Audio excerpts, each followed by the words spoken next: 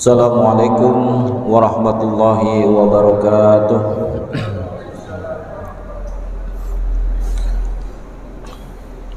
Alhamdulillahilladzi an'ama alaina wa hadana ala dinil Islam. Bismillahi masyaallah la yasukul khaira illallah. Bismillahi masyaallah la yasrifu su'a illallah. Bismillahi masyaallah ma kana min ni'matin faminallah. Bismillahi masyaallah la haula wa la quwwata illa billahil aliyil azim. Wassalatu wassalamu ala asrafil anbiya'i wal mursalin wa ala alihi wa sahbihi ajma'in, amma ba'd. Para jamaah majlis Masjid Miftahul Jannah rahimakumullah. Alhamdulillah, kita semua telah diberi kesempatan oleh Allah Subhanahu wa taala dipertemukannya kembali dengan bulan Ramadan tahun 1443 Hijriah ini. Dan kita patut bersyukur karena selain kita dipertemukan dengan bulan yang mana di dalamnya semua amal ibadah sunnah seperti amalan fardu, begitu juga amalan fardu yang dilipat gandakan sampai 10 bahkan 700 kali lipat. Dan juga di dalamnya ada Lailatul Qadar, dan doa-doa dikabulkan,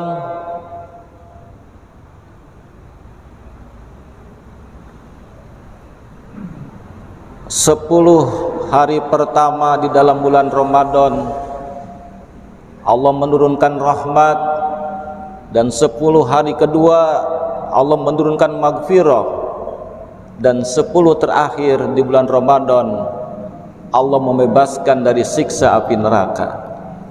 Begitu banyak keunggulan dan fadilah bulan Ramadan. Namun selain itu kita patut bersyukur kepada Allah Subhanahu wa taala dipertemukannya kembali dengan bulan Ramadan ini. Doa-doa kita dikabulkan karena ketika kita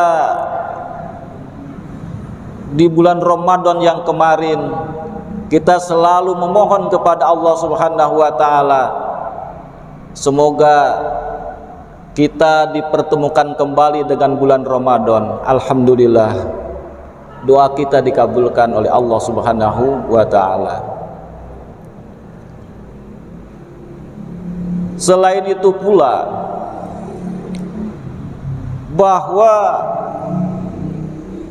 dari Ramadan ke Ramadan, dari haji ke haji, dari umroh ke umroh, dari sholat ke sholat, dari Jumat ke Jumat, itu adalah sebagai kifarat peleburan dosa. Allah mengampuninya. Dan kita dari Ramadan kemarin dan sekarang dipertemukan lagi dengan Ramadan tahun 1443 Hijriah ini, berarti sebagai penebus dosa, dan dosa-dosa kita dihapuskan dari Ramadan yang kemarin hingga Ramadan yang sekarang. Amin ya rabbal alamin. Jamaah Masjid Miftahul Jannah rahimakumullah. Allah Subhanahu wa taala berfirman, Ya ayyuhalladzina amanu kutiba alaikumus syiyamu kama kutiba alal ladzina min qablikum la'allakum tattaqun. Allah menyeru dengan panggilan yang mesra. Allah mengundang kepada orang-orang yang beriman, seberat apapun imannya, oleh Allah diundang, ya ayyuhalladzina amanu, wahai orang-orang yang beriman. Kutiba alaikumussyam, diwajibkan atas kamu berpuasa. Kutiba di situ tidak disebutkan siapa yang mewajibkannya. Allah tidak menyebutkan siapa yang mewajibkannya. Kutiba, diwajibkan atas kamu. Karena begitu pentingnya yang akan diperintahkan kepada manusia, bahkan sampai pentingnya perintah itu, andaikan Allah tidak memerintahkan berpuasa, maka manusia pun akan berpuasa. Seperti orang-orang Mesir kuno, sebelum ada perintah puasa dengan petunjuk ilahi, mereka sudah berpuasa. Bahkan yang beragama Buddha, Hindu, Kristen, Yahudi, mereka berpuasa. Contoh kecilnya, kalau ada seseorang yang sakit, terus dia sakitnya itu harus dioperasi, maka dianjurkan oleh sang dokter untuk berpuasa. Saking pentingnya berpuasa untuk manusia. Bahkan Rasulullah pun bersabda bahwa berpuasalah karena puasa itu menyehatkan. Kutiba alaikumussyam. Apa yang diperintahkan itu asyam, yaitu menahan diri, al-imsak, menahan makan dan minum, menahan lapar dan haus, dari mulai terbit fajar sampai terbenam matahari. Itu yang diperintahkan oleh Allah Subhanahu wa ta'ala. Dan perintah itu pun tidak hanya diperintahkan kepada umat Nabi Muhammad SAW. Kama kutiba 'alal ladzina min qablikum, seperti diwajibkannya kepada umat-umat terdahulu. Orang Yahudi berpuasa, orang Nasrani pun berpuasa.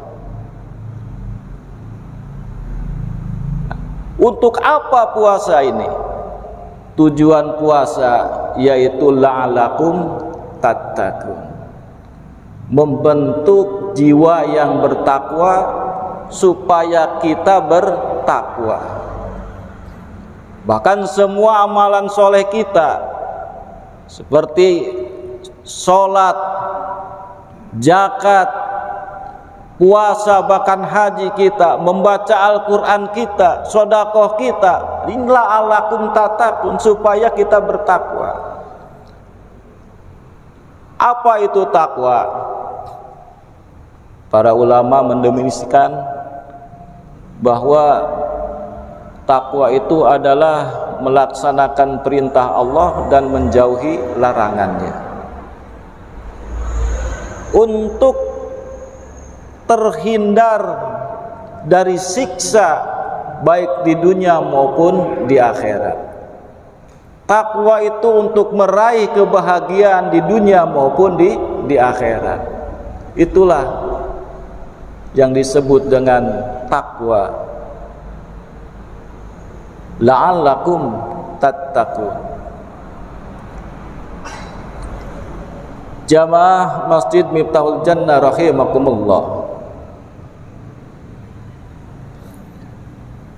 Ketika kita diperintahkan berpuasa, maka tujuan puasa kita adalah membentuk jiwa yang bertakwa. Apabila kita berpuasa namun jiwa kita belum terbentuk ketakwaan kita, mungkin kualitas puasa kita, mungkin dampak dari puasa kita belum bisa direalisasikan dalam kehidupan sehari-hari. Seperti kita dilarang makan, orang berpuasa tidak boleh makan. Mulut berarti kita harus menahan dari sifat-sifat duniawiyah, dari makanan, minuman. Begitu juga ketika kita berpuasa, mulut kita harus berhenti dari berbuat maksiat.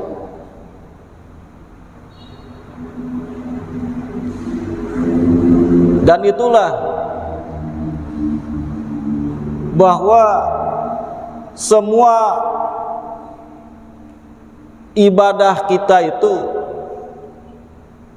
supaya membentuk jiwa yang bertakwa, seperti sholat, membaca Al-Quran, la'alakum tattaqun.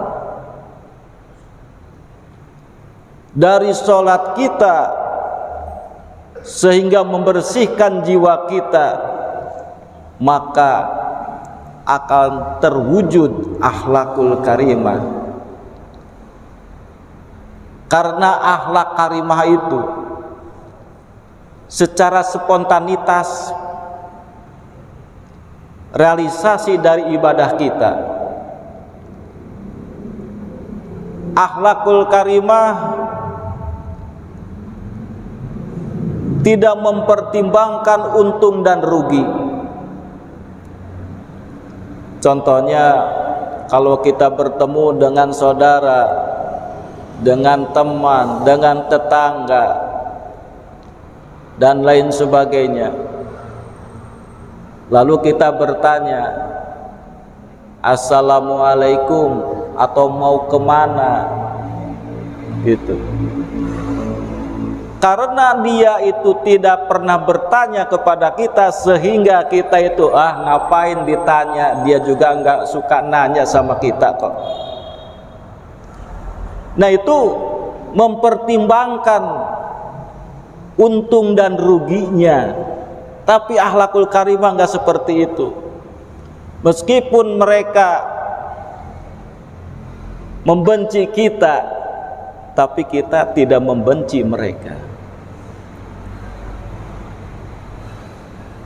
Meskipun mereka melontarkan lipatan wajah, tapi kita dengan senyuman. Seperti itulah timbul dari jiwa yang suci, sehingga kita berakhlak kepada sesama makhluk hidup. Kepada Allah kita berakhlak, kepada orang tua kita berakhlak, kepada saudara kita berakhlak, kepada tetangga juga kita berakhlak, bahkan kepada hewan, tumbuhan kita berakhlakul karimah. Rasulullah SAW mengisyaratkan bahwa kalau menyembelih hewan dengan sembelihan yang baik, jangan menyiksa. Dan itu adalah wujud dari ibadah kita. Karena kita dengan takbir, dengan niat, bahkan dengan ruku dan sujud kita, ketika kita ruku berarti ketundukan kepada Allah Subhanahu wa taala, tunduk atas perintahnya, tunduk, jangan melakukan apa yang dilarangnya, dan bahkan kita harus tunduk takdir yang diberikan oleh Allah Subhanahu wa taala kepada kita. Itu makna ruku, yaitu ketundukan. Begitu juga ketika kita sujud, berarti kerendahan hati di hadapan Allah, kehormatan, kebaikan kita tidak ada apa-apanya. Kita merasa menjadi makhluk yang hina dina di hadapan Allah Subhanahu wa taala. Karena dengan sujud, kepala kita yang kita elu-elukan, kehormatan dan sebagainya nempel ke tanah. Dan itu pun harus selalu kita bawa ke kantor, ke sawah, ke pasar, kemanapun kita pergi, sujud kita harus kita bawa. Maksudnya kerendahan hati kita. Kita selalu merasa rendah hati. Jangan rendah diri. Kalau rendah diri minder. Tapi rendah hati. Jangan merasa diri kita lebih baik daripada orang lain. Disitulah makna sujud kita. Bahkan ketika kita sujud, kepala dengan pantat itu lebih tinggian pantat daripada kepala. Ini mengisyaratkan bahwa apa yang kita banggakan di hadapan Allah Subhanahu wa taala, kita merasa jadi makhluk yang hina.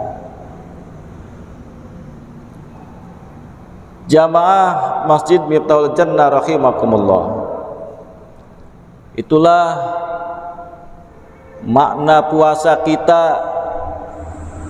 Kita sebulan penuh digembleng, diasah, diasuh, dilatih untuk selalu bertakwa kepada Allah Subhanahu wa taala. Karena mungkin sebelumnya dalam menyambut puasa ini di bulan Rajab itu sudah mulai dipersiapkan. Karena bulan Rajab adalah bulan menanam, bulan Sa'ban adalah bulan menyirami tanaman, memupuk, menyirami tanaman, menjaga dari hama. Dan di bulan Ramadan adalah bulan panen. Karena semua amalan-amalan yang senantiasa kita lakukan, amalia-amalia yang sudah kita biasa laksanakan, akan dibawa di bulan Ramadan, bahkan di dalam bulan Ramadan akan dilipat gandakan. Itulah yang disebut bulan memanen.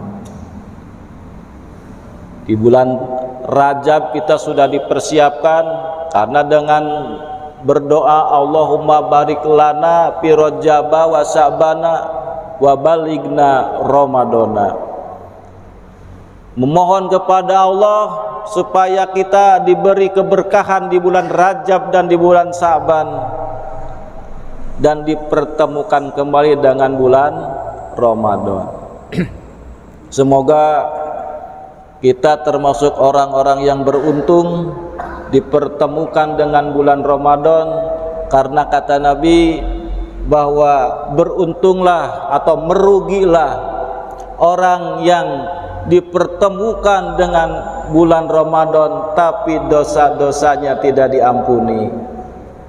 Semoga kita termasuk orang-orang yang beruntung dipertemukan dengan bulan Ramadan, dan dosa-dosa kita pun diampuni oleh Allah Subhanahu wa taala. Amin ya rabbal alamin. Demikian yang dapat kami sampaikan, semoga bermanfaat. Mohon maaf atas segala kekurangannya. Ihdinas siratal mustaqim. Wassalamualaikum warahmatullahi wabarakatuh.